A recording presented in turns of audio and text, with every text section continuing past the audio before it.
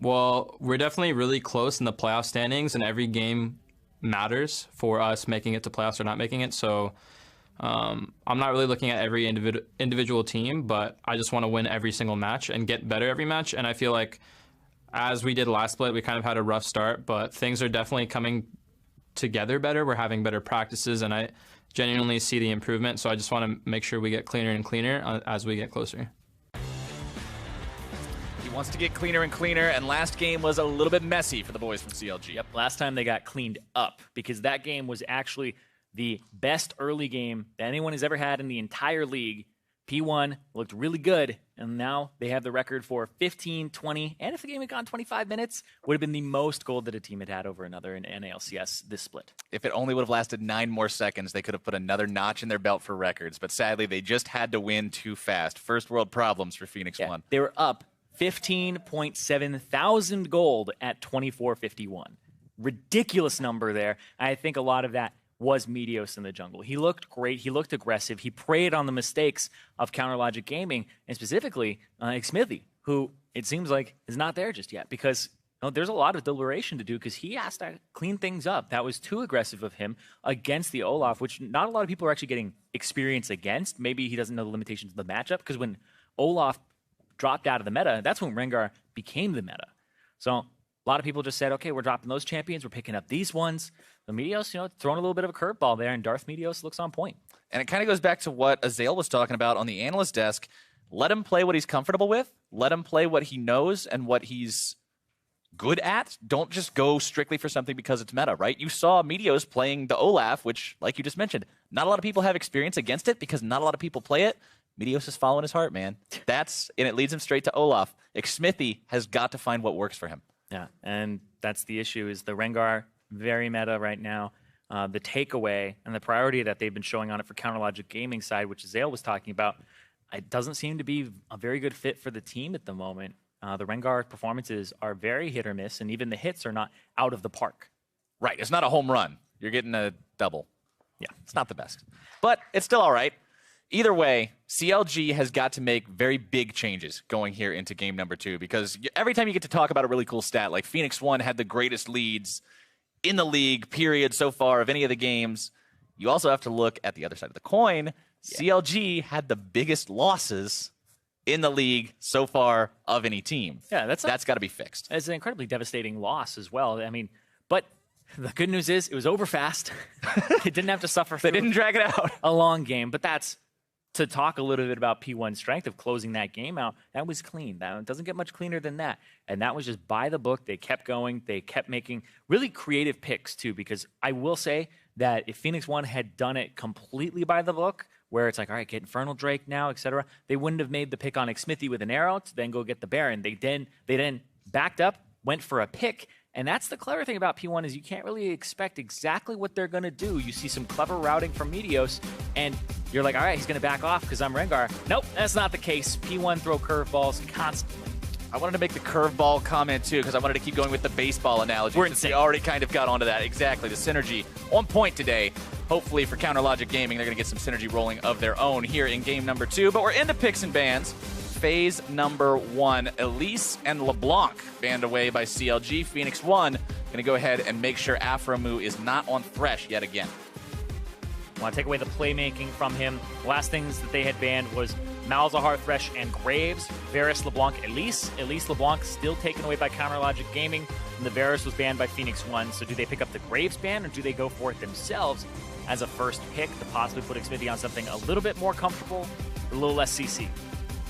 See what they decide to go with here. 5-6 more seconds before they have to make that go. choice. There you go. You target ban the Olaf. Zyrene predicted it at the end of last game. When are they going to take away what works? And the answer is game number 2. Yep. Take away the Olaf. When he played it against Counterlogic Gaming, and C9, he smashed him. He destroyed the Rengar jungle, and there wasn't really anything they could do about it. The Rengar was 3-0 back in the C9 game, and he still came up and beat him when he was 0-1. Ashe will be the final ban from Phoenix1. Want to make sure that CLG doesn't decide to pick that one up as their very first choice, or second or third choice, to be quite honest. Well, it's kind of a pinch here because now Jhin is left in that god trinity of 80 carries But you still have all these other things on the table. Ryze, Shen. You also have Malzahar is still on the table too. So they're saying, look, you can pick Jhin if you really want him, but just remember, we're getting 2 other ones. Yeah, and it's interesting because there is actually a decent amount up here, and I think you'll go for Jhin here as Phoenix1. You'll pick up one of those champions. Darshan going to be on that Shen again this game, seeing if he can have a better performance than he did in game number 1. Zig going to go ahead and grab that Jhin, the remaining S-tier AD carry, like you already said. We'll have to see what Phoenix1 wants to do as their second option, and they're going to lock in the Rengar for Meteos this time. All right, so he's going to pick up the Rengar here. Not the same Rengar one-trick that Inori was previously, so we'll see how he does on that champion. It's a little bit of a different suit for him as well. Meteos had previously played a decent amount of Kha'Zix and then also the Olaf. Interesting, because Orianna has been slowly sliding back into the meta, and I actually thought CLG's composition last game could have actually used an Orianna as their third pick for a full-on ball combo. That might be what Phoenix1 go for here, depending on mid-lane matchup. Smithy will pick up that Graves. Like you said, it's something he'll be a little bit more comfortable on. Yeah, you aren't going to have the CC element with him, but having Smithy on something that he's like, hey, I can impact the game, I know my limits, I know what I'm going to be doing this whole time. I'm not going to make those errors that I committed last time with going into enemy territory when I shouldn't. That's going to be important. They also grab the Ezreal as their AD carry. Yeah, and right here, Phoenix1, I expect something like a Zyra or Malzahar support, but they want to go with the top lane and pick the tank. Just matching. All right, so it's non-risk. They don't want to get themselves banned out and forced off of tank top laners. Interesting, because now all those supports that are up, doesn't matter. Adrian will play whatever. And actually, you know what, reconsidering what I said, it's Adrian. He wants to play the Nami. He wants to play the Soraka. His champion pool that he trolled around about, and people were like, oh, is he serious? Where he's like, it's so deep. It's actually kind of true now that the meta has shifted multiple times. He has experience on a wide variety of champions that banning out Adrian isn't really possible. The Nautilus versus the Shen in the top lane. History is going to repeat itself, at least in the matchup. CLG hoping that it doesn't repeat itself in the result. Of course, Phase 2, the bans are starting, and the first one for Phoenix1 this time is going to be that Aurelion Soul instead of the second. Yeah, if it's your given ban, then use your other bans as reactionary to what they banned. Nami going to be removed by CLG. Nope. Don't want to have to be dealing with that this time around. Maybe force the Soraka, and then you can take a playmaking support if you're Counter Logic Gaming. We have talked about how Aphromoo is good on those playmaking supports. He's the kind of guy who can lead the team, call the shots, and set things up for success. Maybe that's what they want to do. Maybe that's going to be one of those big switches that they flip this game to change the strategy from game number 1. Yeah, it's so interesting, too, because Phoenix1 banned the Malzahar out, which is what you would expect to be paired with the Graves for the point-and-click CC. And it means Phoenix1 don't really want to take that in their first pick, so... Jace removed by CLG, not wanting to have to deal with that as the mid laner from Phoenix1. Now P1's got the choice. What are you going to pick up? You've still got to get your mid lane. You've still got to get your support. Yeah, and there's still so much up. You can go for the Zyra on support. You can go for the Soraka and take it away from Aphromoo. There you go. Trading it back and forth. Adrian going to be piloting that one this time around. You know that's a troll hover. Do I? I don't know. I mean, don't tell me that. I kind of feel bad because Stixxay used to always do the Warwick hover, but now that Warwick's a champion that might actually realistically be played in LCS, it doesn't have the same impact. It's a bummer, man. Possibly Thresh, maybe? You can hear the crowd cheering. They want to see that Blitzcrank get locked in, and honestly, I mean, I wouldn't mind seeing it either, but not today. Orianna locked in. Yep, I thought that this should have been the pick instead of the Jace last time for Counter Logic Gaming to have a full combination and a mixed palette of damage. But now, they pick it up so that Phoenix1 don't take it as their last pick, and they have the huge combination because this would be so deadly if you allowed the Orianna to go over to Phoenix1 because it's the ball combination, then Soraka Silence on top of the Shockwave, so there is no counterplay. There's literally no counterplay once it happens. Yeah, the Rengar jumps in, the ball happens, everybody gets juxtaposed right in the middle of it, and all of a sudden you're on a silence field. You're just dead by the time anything ends. Aphromoo going to be playing the Bard this time around. Yep. A little bit of lack of hard CC here that's reliable for Counter Logic Gaming. The taunt is quite good. The Orianna will have to get the Shockwave out for Smithy to blow up people, but that's a level 6 requirement. So the early game here from Smithy, I expect some farming and we'll see what he does to influence the lanes, because Afromu will have to be on point with the bindings. Yeah, you can see some amazing setup plays coming out from Bard if the Tempered Fate and the bindings can find their way onto the right targets. That being said, Bard is also one of these champions where when things go wrong with him, they seem to go hilariously wrong. So CLG hoping that they go hilariously right instead. Syndra will be the final pick for Phoenix1. And Phoenix1, if they win this match, that's 3-0 with Meteos so far. One of them against Cloud9, one of them against Counterlogic Gaming. And they're looking pretty good right now. They had a little bit of a slump that they were coming into. And then this seems to have turned it around a bit here. And you also got to remember, if Phoenix1 wins this, that's going to set these guys' head-to-head record to even. Yep. It's not going to be CLG favored anymore. So then if we get to the end of the split and for some reason they're sitting on a tied record, it goes to a real tiebreaker. And actually, I want to touch on this too, because once the tiebreakers are 1-1, it's then game record. And Phoenix1 have the second best game record in the league. TSM has too many 2-1 matches, so they actually played way more games and have more losses. Phoenix1 is 16-8 right now, 66% win rate, whereas a team like Cloud9, I believe they're at 68 instead of 66. So they're it's really that close. It's really very, very, very, very similar. So Phoenix1 definitely wanting to find their win here, put CLG in their place, make up for the loss they experienced to this team earlier on in the split. Like we mentioned, that series, 3 games, 1 game was very one-sided for CLG, 1 was very one-sided for Phoenix1. The last one, Phoenix1 was ahead, and then ultimately ends up throwing the game. CLG mounts a comeback, and that's how they find their victory. So this time around, Phoenix1 not looking to let that happen. They are the ones who want to be looking to make sure they lock this one away very clean. CLG coming out of the base. Everything might get interesting as there's a lot of pings coming out in the river. Oh, very much so. Yeah, everybody's just rushing forward. No ghosts, of course, blown at the start. And to touch back on that game record I was talking about, Phoenix1 are 16-8 currently. Cloud9 is 17-8. So that's real close. The win here from Phoenix1 would put them tied in game record with Cloud9, who's number 1. Haven't played this week, so of course that number will change. Right, of course. But just showing that's how close they are. Whereas TSM, the second place or first place team tied, is 16-11. Yeah, TSM having a few too many of those games go all the way to the 3rd match, so it hurts you in terms of that overall win-loss. Which just goes to show how much Phoenix1 actually have dominant 2-0s, snowball games, and close them out. Even against C9, same story, the 2-0 sweep, the shutout there. So P1, when they're on, and they're looking like a playoff team. Like you said earlier, how far does it go, though? Is this a 2nd place, 1st place, 3rd place team?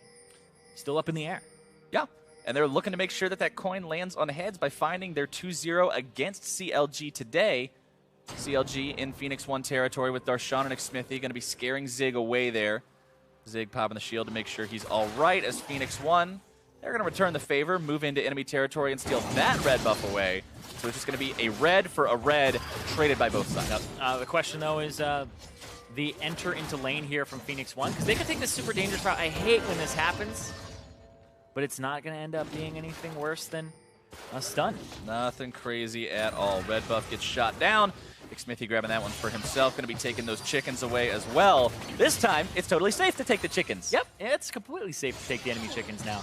But yeah, when I was saying I hate when this happens, it's because that tri-brush, when you're coming back through it, the bottom lane was just helping out their jungler, but they kind of get destroyed by that because the enemy team has priority onto the bottom side. And look at this. Meteos just going to make himself travel across, go towards his blue buff, show himself completely through the lane. It's just like, I don't care that you know where I am. It's efficiency that counts. I literally am more concerned with the 2 seconds I'm saving by walking through here than I am with you knowing where I'm at. Exactly. A bold statement. We'll have to see how well it works out for him. The CLG shoving up in the bottom lane. Xmithie moving into enemy territory, looking to maybe catch Meteos here. Xmithie's full HP and Meteos is below half. Afromu going to be finding a lot of damage onto him. Ignite taken by the CLG support, who finds first blood. First blood to Afromu. Roams, gets those auto attacks on, and like I said, they have priority bottom. Part of it's the matchup, but also they had to give it up there. Because Phoenix1 helped Meteos leash that bottom side red, they had to go through an unsafe route. They end up behind in levels. Adrian has to walk all the way around, still level 1, and then they just have no pressure in the bottom side. So it's kind of all of a butterfly effect of what just happened to get Man mode engaged. 1v1 Bard, still looking to make more plays. There's your setup. The binding going to be finding its mark. Xmithy looking for just a little more damage, and he's got it with the end of the line. Xmithy cashing in for that second kill for CLG. And there you go. Afromove threw out the binding. It hits true, and it picks up the kill there, and that's what they need to get those kills on that Graves early on. It's honestly a requirement that you land those to get him in there and get those kills. And as soon as I saw that Bard locked in, I said this champion can go so right if the skill shots are there. Oh, and skill shot is there on Huhi. Huhi going to be jumped on, flashing away, TP channeled by Darshan to scare them off from doing anything else. Yep. And look at this! Afromove's going big game hunting again, just constantly going after this Rengar. Well, there's no safe place for him. He can't really run. Adrian actually just going to pull the wave there and make sure that he saves it all for arrow and it doesn't hit the turret. And this right here, the way that Bard Q works is when it contacts, it actually checks immediately if there's anything behind the person, and that's what matters. So if you flash afterwards and the travel time of it going through you, it hit you, it's going through you and going to latch to the wall, that travel time does not matter. It doesn't give a damn about it. If there was a wall behind you when you flashed, it checked the wall, stuck. And you're stuck. Meteos forced to flash away there. Meteos is looking this game a lot like Xmithy looked last game, where he's off to a slow start, and now he's kind of just running around like, what do I do? Yeah, he got destroyed by the support there. Actually had a strange route because of the fact that there was a swapped invade. His bottom lane didn't get pressure, and then, of course, Meteos crossed mid, and the Graves like, I don't think you can do that against me. And went in, and Afromove with the Ignite, which, you know, you take it in this matchup for the Soraka, came in handy on the Rengar. Yeah, that paid off really big, grabbing that first blood for himself. CLG up to almost 1,000 gold lead 5 minutes into the match. Very, very similar to how Phoenix1 was feeling in game number 1. And the unorthodox Bard pick is doing so much work right now. Adrian and Arrow continuing to farm up well, staying even with their opponents in terms of that creep count so far, but they're spending a lot of time underneath the turret. Yep. TP used top by Zig to get back. Darshan does not have his teleport. He used it in canceling mid Meteos. Of course, doing his Krugs, getting really low. He's not going to die to him. Meteos still just kind of playing catch up at this point in time, walking around, getting as much EXP as he can. Going to be looking for the opportunity a little bit later on to maybe make some kind of a play, because right now, with the Graves being ahead, with how effective of a duelist he is, with the fact that he's almost level 6, it's a very scary proposition to try to make a play that you may end up in the same place as that Graves. Yeah, and as the Rengar, you really want to rush the level 6. But the Graves is still ahead. Meteos took a back, and Graves about half a level up here, but also up in the fact that he has more items, that he's going to be able to actually bully him around, and he went for the Tracker's Knife again on Graves, so he's just looking to keep track of Meteos. Very common from Xmithy to actually go Tracker's Knife and look for the enemy jungle, and that's what he likes to do, is get the pressure that way. Hey, it helps to be able to do extra damage to people, but sometimes you can just keep track of them. It does that much more. Because then you get to dictate what happens. If your bottom lane knows that Meteos is on that side, they can start playing back in about 3 seconds when he shows, well, about the time that he would gank, and you go top, or you go for the counter gank. It's kind of useful in that sense. Sure, you have less in terms of combat, like you said, but if you play the macro, then you can play it out well. Knowledge is power, man. Huhi hanging out in mid lane, staying blow for blow on these creeps with Ryu. Both of these two are going to have so much playmaking potential as they hit these level 6 marks, as they unlock those ultimate abilities. We've seen shockwaves turn entire games. For the people who watched SKT, KT, the magic shockwave by SKT when they were down almost 10,000 gold. Oh, this right here, it's actually going to be a collapse from CLG there, unknowingly actually getting themselves into a good spot. P1 grabbing some decent damage onto Afromove there, but a good magical journey through the wall keeps him safe, and Spaghetti-o. looks like we might have a little bit of a problemo here. Not quite sure why our screen has turned into this wonderful sepia we're not tone, dead. but we're going to figure out eventually what's going on. But for the time being, as Meteos, you said the best thing that you want to do on the Rengar, you want to hit the level 6, you want to go for the ultimate, and then you want to look for a play there. What is the call for Phoenix1 as a team right now to make things happen here, to get themselves into a good spot? Well, they're trying clever things like we just saw where they're hiding out in the bush. That actually looked like Counterlogic Gaming was having Xmithy on that side, and then they had Afromove roaming up. So it was almost an unintentional pincer onto that bush, but Afromove took so much damage that he had to get out of there and it looks like it's something for Meteos on his computer. Don't know exactly what happened, but we'll see. Hopefully it's a short-term problem. You always hope that it's a 2-minute kind of a pause instead of a 20-minute kind of a pause. Apparently his screen was alt-tabbing. Ooh. Which is honestly one of the worst things that could happen. Yeah, that sounds really awful. You're just trying to play the game and it minimizes itself. Yeah, only time that happens with me is when I'm oh hey, that's us. Hey, it's like what's up, me? well, the only time that happens with me is when I'm doing 2 screens, right? And it's like borderless. And sometimes the mouse goes onto the other screen. And you click out of it. And you're like, oh, well, what happened?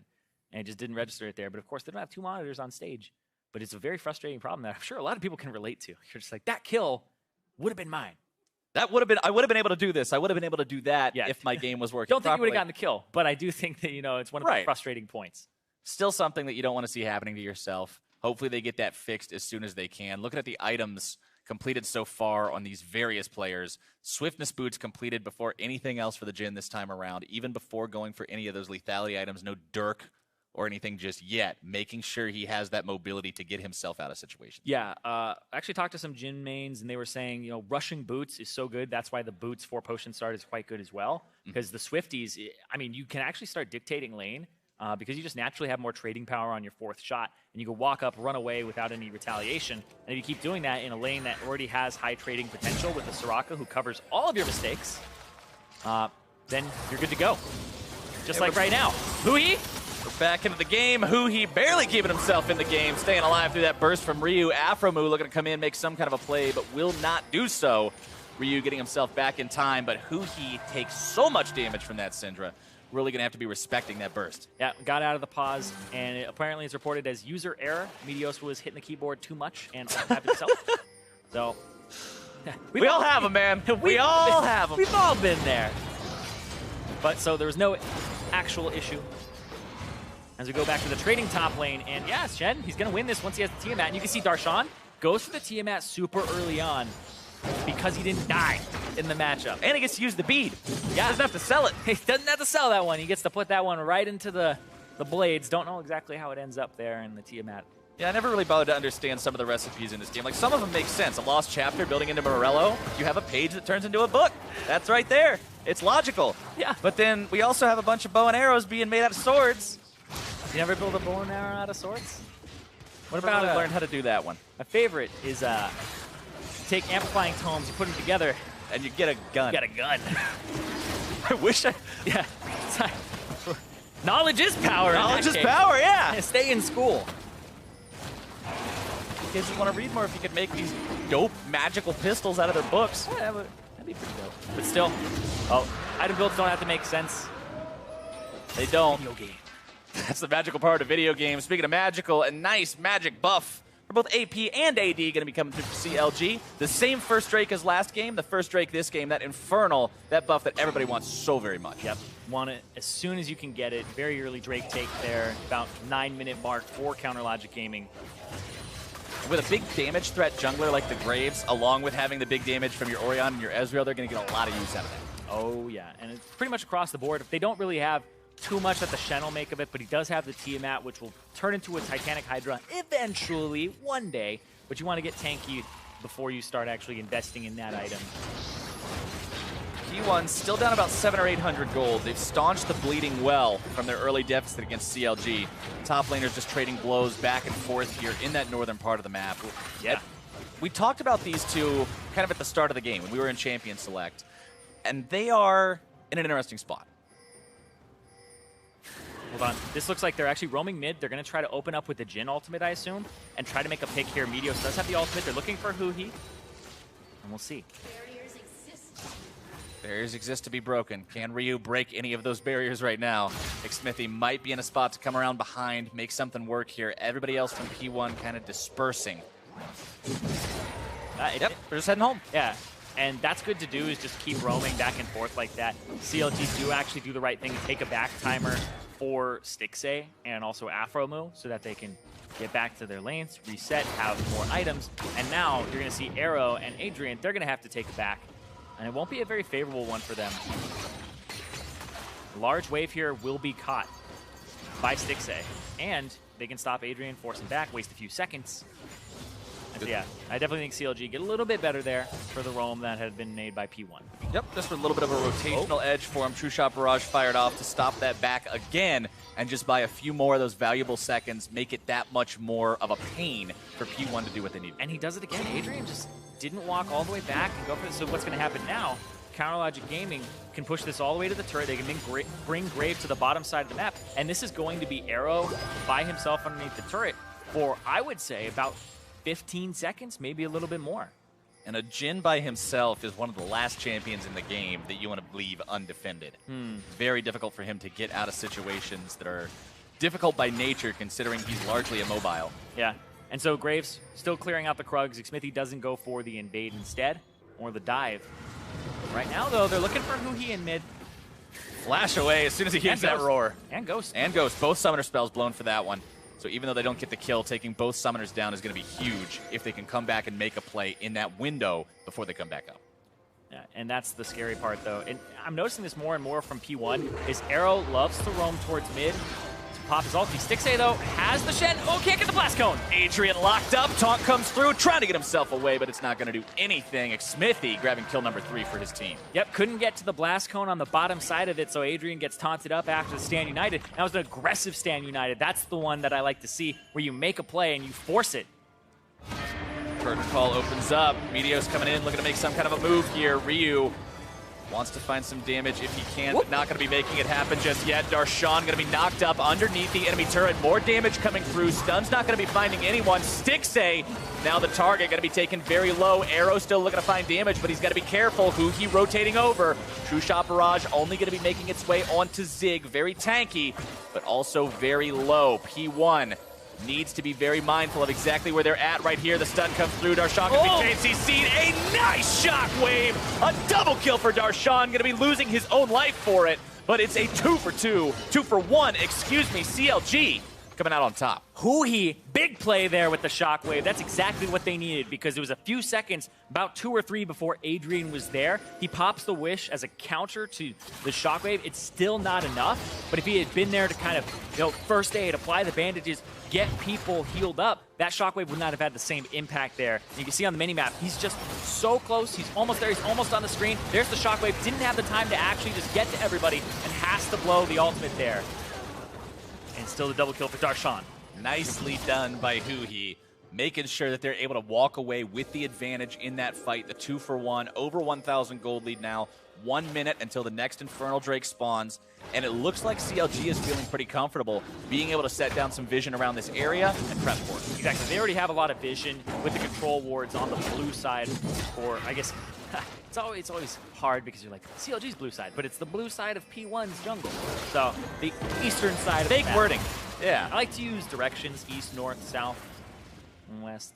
And that's the eastern jungle right there, and they have complete control of it right by the Infernal Drake. And they have about half of this HP. Afro move, finding himself in a bit of a curious position. Oh, but here comes away with the magical journey. Huhi and Xmithie looking to make the moves if they can. Arrow stuck underneath the turret. What did I say about Jhin being alone? You don't want him to be there, but Stixxay, more than happy that he is, going to be grabbing that kill for himself. First turret of the game going to be dropping. Infernal's going to be the prize for it, and everything is coming up CLG. Exactly. Arrow doesn't even use flash there, decides to hold it. But there was just so many members here. P1 do not have control of their bottom side until now. Xmithie, Stand United, keeps him alive just barely, gets himself over the wall to safety. Yeah, he's going to try to do this camp. Don't know if he's going to smite or anything like that, because the Infernal Drake is coming up, and I don't know if this goes over to CLG as definitively as we had just said a moment ago. P1 has control over the area for the time being. Xmithie back up to about half HP, smite at the ready. Darshan has TP. Darshan is already there. Zig is still top lane. This is so risky. I think P1 have to get rid of this. They have to go away. There's no way. There's no way you're going to be able to fight that 4v5. You're down anyway. CLG's got a 3,000 gold lead after those kills and those turrets. Burn Call opens up, looking to make some kind of a fight if they can. Infernal Drake going to be secured. A very magical journey as Ryu's not going to be finding his stun just yet. Tempered Fate locks him down. True Shot Barrage comes out. Shockwave forces away the flash. And CLG with another success, but they do lose their top lane tier 1. Yep, Zig ends up picking that one up with all the time that he was spending up there. He could have roamed down, but decides to go for the lane advantage. It is an Infernal Drake, which is high priority, but it seems like the call was, we'll try to get a kill, we'll try to get something here. But it's one of those, if it falls into our lap, we'll take it plays from P1. Whereas CLG, they did the right thing. They went for it. They forced them out and knew they had TP advantage in the first place with Darshan in attendance as well. Darshan's pretty hard to kill right now. He's got the Spirit Visage completed, so he's going to be able to resist the magic damage coming out of both his lane opponent and the enemy mid lane. Yeah, and it's also interesting because Arrow isn't really building lethality this game. This is the old school Essence Reaver. Meteos finding some damage onto Xmithie, but not a ton of it. Backed himself away, utilizing the heal from the Empowered Battle Roar. Yeah, but this is going to be 2 turrets for P1 total, and they'll take a turret lead here off of the priority that they have on the bottom side of the map, and you can see the control wards they have in the southern part. So Arrow will pick this one up for himself, and it'll make the gold 1,000 between them.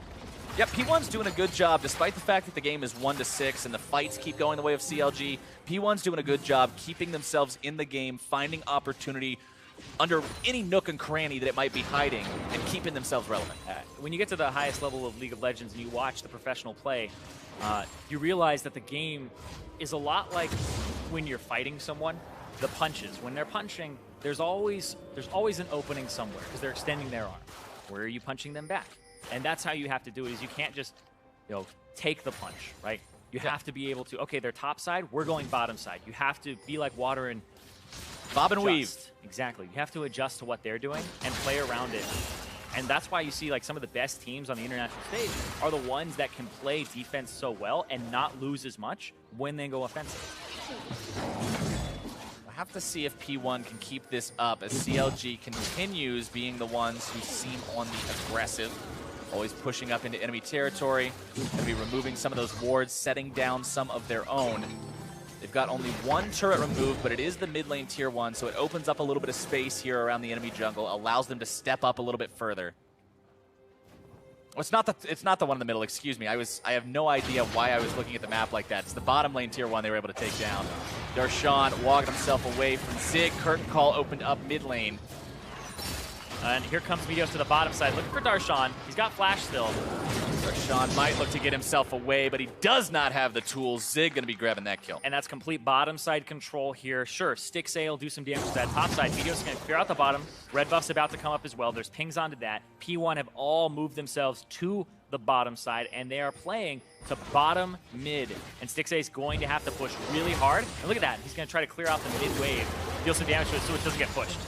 Ryu eats the true shot barrage. Arrow's going to be bound up. The damage is through, and Adrian's going to be taken down too, almost.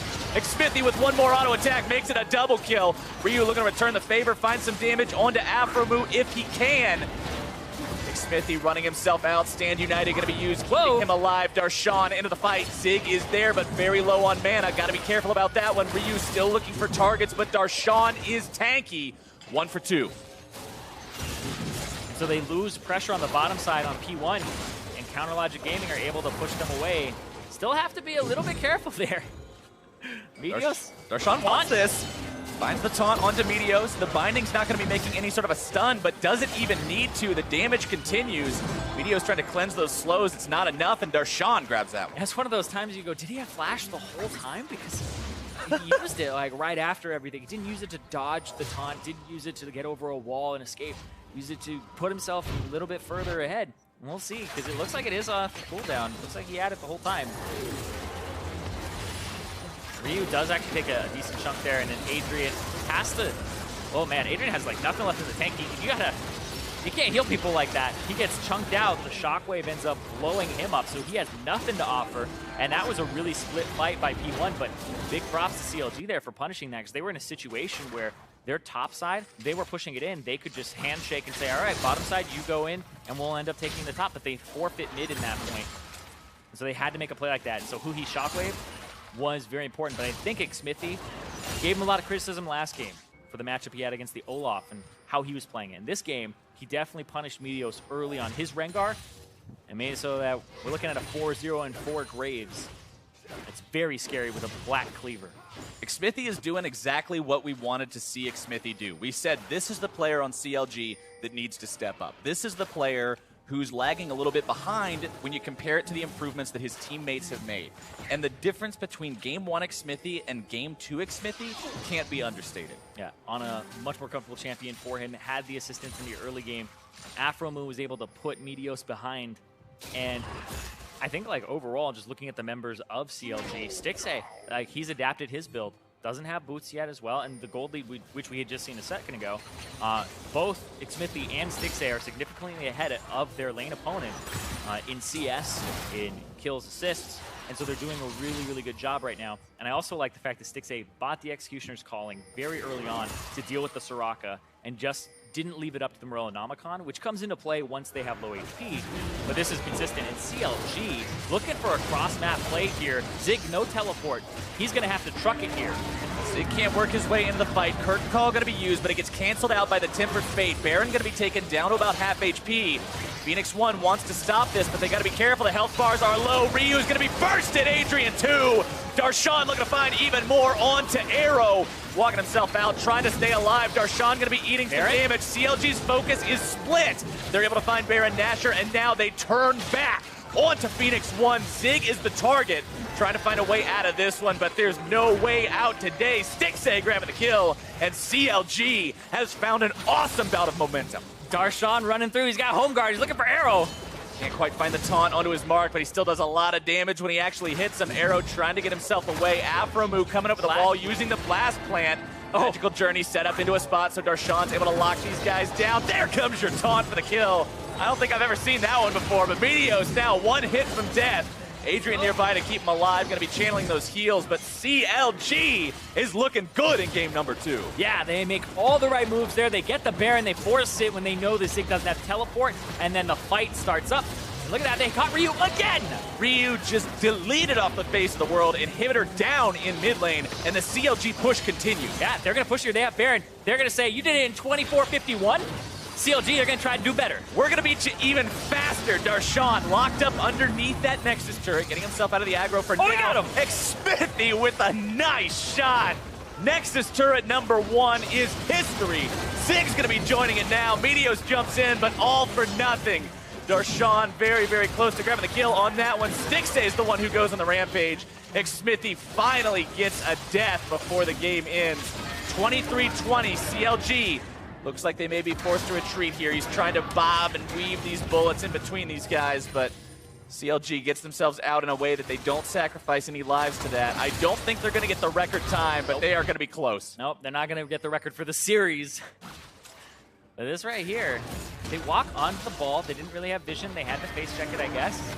And they're just so desperate. I like the Bard play to actually interrupt the curtain call there, because that's the big deterrent Arrow would have, and now he has to play at a much less effective range and be right up in the face of all these guys. Darshan as well punishes there and picks up a kill for himself after getting Ryu into taunt too.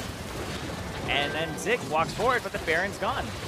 And this is just insane. That crack that you heard right there, that's the Black Cleaver. The way that Black Cleaver works on Graves is it's actually a stack per bullet that hits the person. So he gets 6 stacks onto Zig after 2 shots.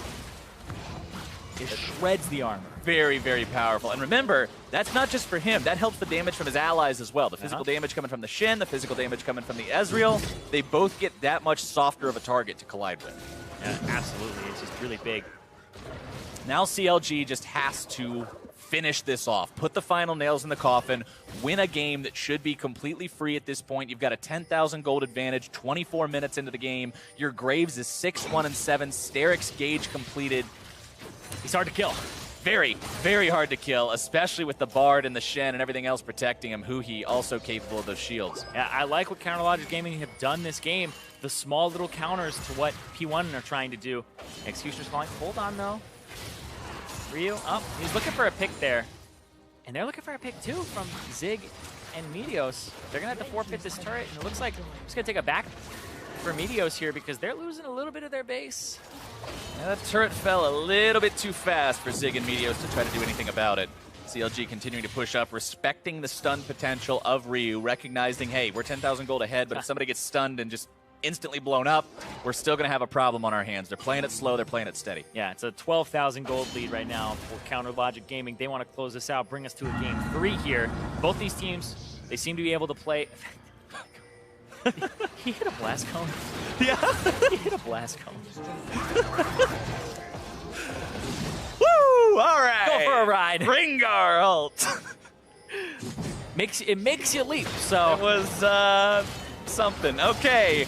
Phoenix1 in a spot where it's do or die. And CLG is not looking like they're going to let him do much of anything. Zig going to be targeted first. Tempered Fate finds its way onto him. Stixay going to be eating the Syndra ultimate. Darshan making sure Zig is down. Ryu still trying to keep these guys off if he can, but Smithy is on the hunt. Meteos has already fallen. Arrow trying to fire off the bullets.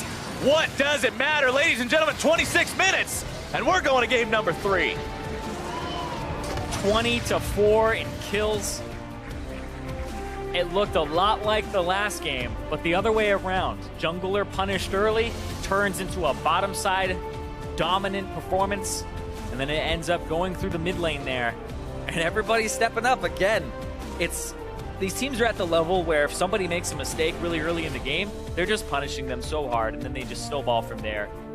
It's kind of like you look at these games and you understand the scrim culture from a long time ago where it was somebody gets killed early. It's like, ah, man, that's GG. Because if they play perfectly, there should be no way that we win this game. Right. And that's kind of one of those games there where dies early, gets punished, snowballs into bottom lane. Now Arrow can't do anything. Now Smithy's crazy. So CLG, they actually did a really good job of punishing and then closing out. And that was really cool. And after the game 1 performance by Phoenix1, I was thinking that's probably going to be the most one-sided game that we see.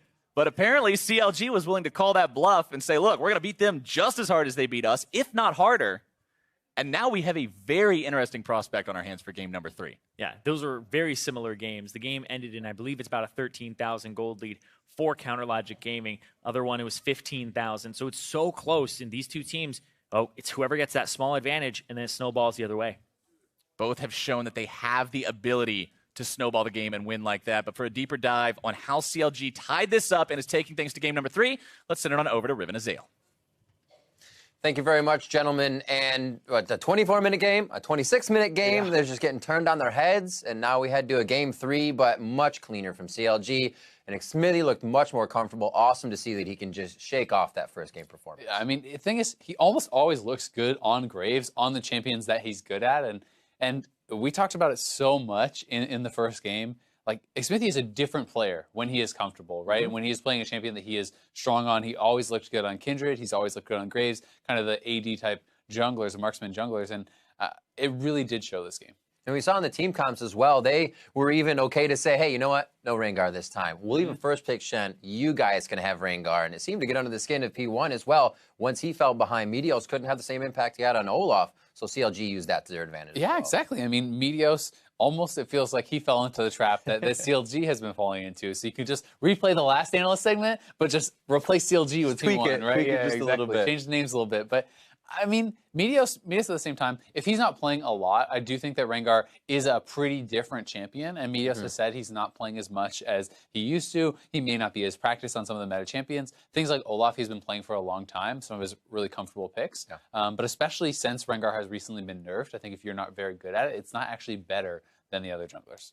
And we'll show our first replay coming in here, a CLG fight in the mid lane, 3-for-1. These got a little scrappy, but it did show P1 kind of overstaying and thinking they could get the better of these situations. Yeah, and I mean, at this point, they were already quite a bit behind. And the nice thing about that Bard ult from Aphromoo is that it's actually zoning 2 people off of Arrow, so they can push forward and actually get onto Arrow and be able to take him down very, very quickly. And, you know, I think a lot of credit has to go to Darshan this game, too, because Darshan is someone who it felt like he was always there. Basically, he's always there at the right time with the Shen ultimates, making the right roams down and stuff, and he did work very well with the team. Absolutely. Him and Afro having some sweet plays towards the end of the game. Another replay at 21 minutes in where CLG took the Baron fight, and we were a little hesitant on this one because this is when you say, just use your power to fight, not bait yourself into a loss. I mean, this is 21 minutes into the game. This is some of the greediest stuff I've ever seen. It works out for them. It's like, sweet, you're going for a 21-minute Baron, you're going to peel and fight.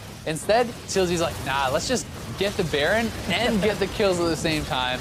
And it was some really nice play. A lot of it's because of how well he did in this fight. The initial shockwave chunking people out, Afromu Bard ulting the Jhin ultimate, stopping that, and then Huhi and Smithy landing that combo, smashing them with the AoE after Darshan came with the wall on. So this was very well played from CLG, and although it was super greedy, it was actually really well executed, so they could get away with it. And CLG just looks so much better when they're playing the champions that they're comfortable on. I mean, Afromu on the Playmaker, he's playing Bard. First blood juggle. Exactly. I mean, it's like, not a lot of people are playing a champion like Bard, but who cares? It's good for him, so it's a good pick. And then we got the next kill of that game going over to Graves, or for Smithy on Graves in the bot lane, which he continued to play good on.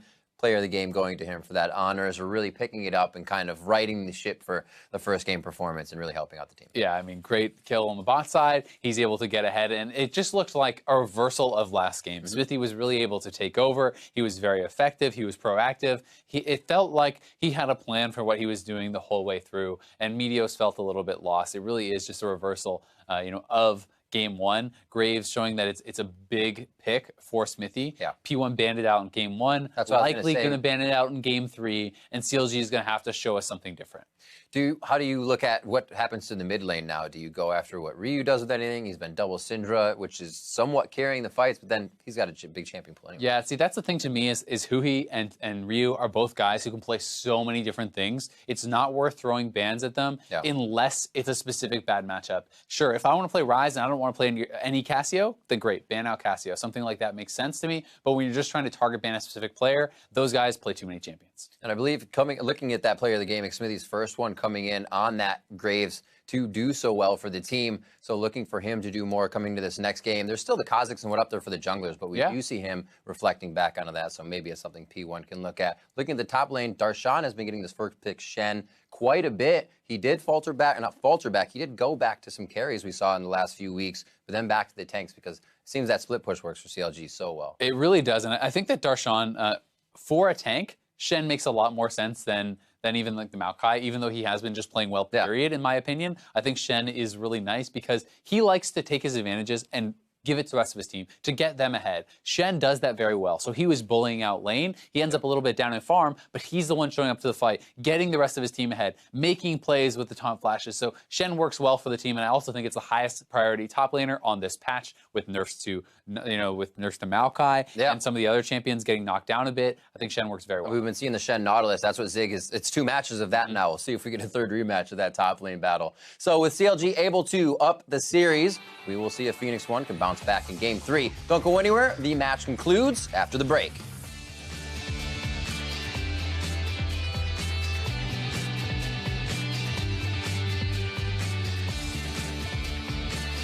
Trevor, go. Set Nautilus, set Nautilus. No.